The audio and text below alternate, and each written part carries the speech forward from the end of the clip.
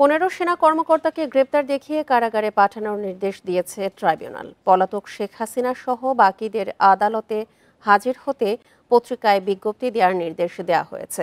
গুমের 2 মামলায় 13 সেনা কর্মকর্তা, রামপুরা বাড্ডা এলাকায় 28 জনকে হত্যা মামলায় 2 সেনা কর্মকর্তাকে গ্রেপ্তার দেখিয়ে কারাগারে পাঠানোর নির্দেশ দেওয়া হয়েছে। এ নিয়ে আরও জানাতে ট্রাইব্যুনাল চত্বর থেকে যোগ দিচ্ছেন আমাদের সহকর্মী জাহিদুল বাশার। 15 সেনা কর্মকর্তাকে তো গ্রেপ্তার দেখিয়ে কারাগারে পাঠানোর নির্দেশ দিয়েছে আন্তর্জাতিক অপরাধ ট্রাইব্যুনাল এবং মামলার পরবর্তী শুনানি হবে আগামী 5 নভেম্বর। এখন পর্যন্ত এই বিষয়ে বিস্তারিত তথ্য কি জানা গেছে? জি, আপনাকে ধন্যবাদ। দেখুন, আন্তর্জাতিক অপরাধ ট্রাইব্যুনালে আজকে প্রথম কথা হচ্ছে 15 সামরিক কর্মকর্তা, তাদেরকে গুমের মামলায় কারাগারে পাঠানো হয়েছে গ্রেপ্তার দেখিয়ে। এই 15 কর্মকর্তার যদি আমি একটু নাম বলি, তারা রয়েছেন colonel Anwar Latif Khan, brigadier general MD Jahangir Alam, brigadier general Tofail Mostafa Sarwar, colonel A K M Azad, brigadier general MD Kamrul Hasan, brigadier general MD Mahbub Alam, colonel Abdullah Al Momen, colonel MD Sarwar Bin Kashem, lieutenant colonel MD Mashiur Rahman Jewel, lieutenant colonel Saiful Islam Sumon, major general Sheikh MD Sarwar Hossain, brigadier general MD Mahbubur Rahman Siddique, brigadier general Ahmed Tanvir Mazhar Siddique, lieutenant colonel, এবং এই যে শেষের দুটি নাম, এটি হচ্ছে রামপুরা বাড্ডা এলাকায় 28 জনকে হত্যা মামলা, যেটি হচ্ছে জুলাই আন্দোলনে। এই দুজন কিন্তু গুমের মামলায় নাই, সেই দুজন সেই সময় বিজিবিতে কর্মরত ছিলেন। তারা হলেন লেফটেন্যান্ট কর্নেল মোহাম্মদ রেদওয়ান ইসলাম এবং মেজর রাফাত বিন আলম মুন। এই 15 সামরিক কর্মকর্তাকে 3টি মামলায় কিছুক্ষণ আগে গ্রেপ্তার দেখিয়ে কারাগারে পাঠিয়েছে। আর আজকে যদি এই মুহূর্তে একটু দেখাই, আমি যেখানে রয়েছি এটি হচ্ছে বাংলাদেশ জেলের প্রিজন ভ্যান, যেটি হচ্ছে এরকম এসি প্রিজন ভ্যান কিন্তু এর আগে সচরাচর আমরা দেখিনি। এটি একটি নতুন সংযোজন এবং সামনে হয়তো আগামী দিনে অন্যান্য কারাগারগুলোতেও কিন্তু এই ব্যবস্থা দেখা যেতে পারে, তেমনটা আমরা ধারণা করছি।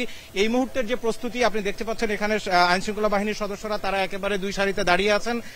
কিছুক্ষণের মধ্যেই এই সামরিক কর্মকর্তাদেরকে আন্তর্জাতিক অপরাধ ট্রাইব্যুনাল থেকে আনা হবে এবং তাদেরকে প্রিজন ভ্যান করে কারাগারে নেওয়া হবে। এখানে একটি বিষয় নিশ্চিত করা দরকার, এর আগে যেমনটা জানা যাচ্ছিল যে তাদেরকে আসলে গ্রেপ্তার দেখানো হয়েছে নাকি তারা আত্মসমর্পণ করেছেন, আজকে আদালতে সেই বিষয়টি স্পষ্ট করেছে। তাদেরকে আইন শৃঙ্খলা বাহিনী গ্রেপ্তার করেছে এবং গ্রেপ্তার করার পরে তাদেরকে আদালতে আনা হয়েছে। আদালত এই 3 মামলায় তাদেরকে গ্রেপ্তার দেখিয়ে কারাগারে পাঠিয়েছেন। এখন প্রশ্ন হচ্ছে, আদালত কিন্তু কোন কারাগারে রাখা হবে সেটি নিশ্চিত করেননি, বা এটি আদালতের জুরিসপ্রুডেন্সের মধ্যেও নয়।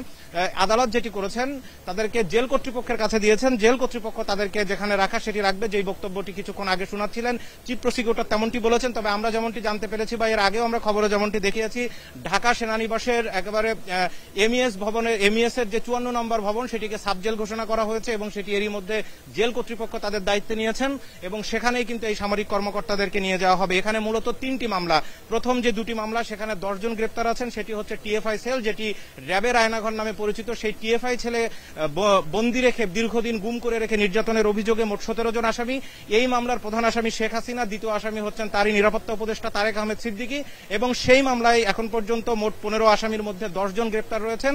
যেই 10 জনের ভিতরে এখানে 10 জনই কিন্তু সামরিক বাহিনীর কর্মকর্তা, তারা সেই সময় র্যাবে ছিলেন। পরবর্তীতে তাদেরকে সেনাবাহিনীতে প্রত্যাহার করে নিয়ে যাওয়া হয়। এবং আরেকটি মামলা, যেটি ডিজিএফআই এর জেআইসি বলা হয়, জয়েন্ট ইন্টারোগেশন সেল, যেখানে দীর্ঘদিন বন্দী করে গুম নির্যাতন করে রাখা হয়েছিল, সেই মামলায় কিন্তু অন্যান্য আসামিরা রয়েছেন।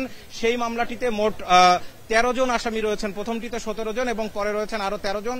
এই যে 13 জনের যেই মামলা, সেখানে আমরা এখন পর্যন্ত দেখতে পেয়েছি যে 3 জনকে আজকে আদালতে হাজির করা হয়েছে। তার মধ্যে যারা ছিলেন তাদের 3 জনকেই কিন্তু কারাগারে পাঠানো হয়েছে গ্রেপ্তার দেখিয়ে। বাকি যারা, সেই মামলাটিতেও শেখ হাসিনা রয়েছেন প্রধান আসামি, তারেক আহমেদ সিদ্দিকী দ্বিতীয় আসামি। অর্থাৎ মোট 30 জন আসামির ভেতরে 2 মামলায়। এখানে একটি বিষয়, 2 জন কিন্তু 2টি মামলাতেই রয়েছেন, শেখ হাসিনা এবং তার নিরাপত্তা উপদেষ্টা তারা ছাড়া। অর্থাৎ আসামি হিসাব করলে 2 মামলায় মোট হচ্ছেন 30 জন আসামি, আর যদি ব্যক্তি হিসাব করলে সেখানে 28 জন আসামি হয়। এখন আরেকটি বিষয় একটু ক্লিয়ার করা দরকার, সেটি হচ্ছে যে আজকে যারা গ্রেপ্তার রয়েছেন তাদেরকে তো কারাগারে পাঠানো হলো, কিন্তু যারা আসলে গ্রেপ্তার নেই, পলাতক রয়েছেন আইনের ভাষায়, তাদের জন্য কি হবে? আইন অনুযায়ী দেখুন, এখানে আদালত নির্দেশ দিয়েছে আগামী 7 দিনের ভিতরে তাদেরকে আত্মসমর্পণ করার জন্য নির্দেশনা দিয়ে 2টি পত্রিকা, একটি বাংলা এবং একটি ইংরেজি পত্রিকায় বিজ্ঞপ্তি প্রচারের নির্দেশনা দেওয়া হয়েছে। এটি হচ্ছে আইনের বিধান এবং এই কারাগারে এই আদালতে এর আগে বিভিন্ন মামলায় সেটি করা হয়েছে। এবং তারা যদি এই 1 সপ্তাহ পত্রিকায় বিজ্ঞপ্তি দেওয়ার পরেও আগামী 20 নভেম্বর এবার আপনি জানেন যে পরবর্তী নির্দেশনা দেওয়া হয়েছে শুনানির জন্য। সেই তারিখে যদি তারা আত্মসমর্পণ করে এখানে না আসেন তাহলে তাদেরকে পলাতক ঘোষণা করা হবে আইনের ভাষায়, এবং পলাতক ঘোষণা করার পরে ন্যায় বিচারের স্বার্থে এই পলাতক আসামিদের জন্য কিন্তু স্টেট ডিফেন্স লয়ার বা রাষ্ট্রনিযুক্ত আইনজীবী নিয়োগ করা হবে, যেমনটি এই মুহূর্তে শেখ হাসিনার মামলায় কিন্তু একজন আইনজীবী নিয়োগ করা হয়েছে, তিনি তার পক্ষে মামলা লড়ছেন। তো সেই কারণে তাদেরকে পলাতক ঘোষণা করা হবে, এবং এই যারা আজকে গ্রেপ্তার রয়েছেন তারা প্রত্যেকে তাদের নিজস্ব আইনজীবী দিতে পারবেন। আজকে কিন্তু আমরা এখানে দেখেছি তাদের পক্ষে আইনজীবী এসেছিলেন ব্যারিস্টার সারোয়ার হোসেন, এবং তিনি সাবেক মেজর, তিনি কিন্তু তাদের পক্ষে এখানে আইনজীবী হিসেবে নিয়োগ পেয়েছেন বলে তিনি ওকালতনামা জমা দিয়েছেন। আরেকটি বিষয়, তার সাথে যেটি ধারণা করা হচ্ছে এই যারা সামরিক কর্মকর্তা যারা গ্রেপ্তার রয়েছেন তারা হয়তো প্যানেল আইনজীবী দিবেন এবং তাদের পক্ষে তারা আইনজীবীরা লড়বেন। এখানে চিফ প্রসিকিউটর কিছুক্ষণ আগে যে ব্রিফিং করেছেন সেই ব্রিফিং এ তিনি একটি বিষয় নিশ্চিত করেছেন যে এই যে সমস্ত কর্মকর্তারা দায়ী গুমের অপরাধে তারা এখন অভিযুক্ত, সেই কর্মকর্তাদের দায় কিন্তু তাদের ব্যক্তিগত। এটি বাংলাদেশ সেনাবাহিনীর বিরুদ্ধে যে সমস্ত প্রোপাগান্ডা বা বিভিন্ন জন বিভিন্ন ধরনের অপপ্রচার চালাচ্ছে এটি দেশপ্রেমিক সেনাবাহিনীর জন্য এটি না করার জন্য আহ্বান জানিয়েছেন। এবং সেনা সদরের যে ব্রিফিং এখান থেকে সপ্তাহ দেড়েক আগে যেটি মেজর জেনারেল হামিদুজ্জামান করেছিলেন সেখানেও কিন্তু তিনি একই কথা বলেছেন যে এই যে যারা যে কর্মকর্তারা তারা এখানে বিভিন্ন অপরাধে অভিযুক্ত হয়েছেন তাদের দায় তাদের। সেনাবাহিনীর অধীনে তারা সে সময় আহ্বান জানিয়েছিলেন যারা সেনা হেফাজতে আসতে চান তারা সেখানে যেতে পারেন, অথবা যারা সরাসরি ট্রাইব্যুনালে আসতে চান তারা সেটি পারবেন।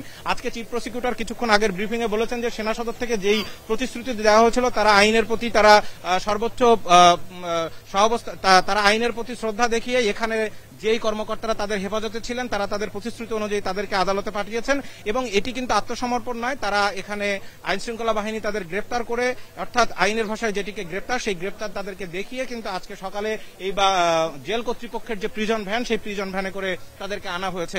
এখানে আরেকটি বিষয় আমরা চিফ প্রসিকিউটরকে জিজ্ঞেস করেছিলাম যে এই যে সামরিক কর্মকর্তারা যারা গ্রেপ্তার রয়েছেন তাদের আসলে এই মুহূর্তের স্ট্যাটাস কি, তারা কি চাকরিতে রয়েছেন কি নেই।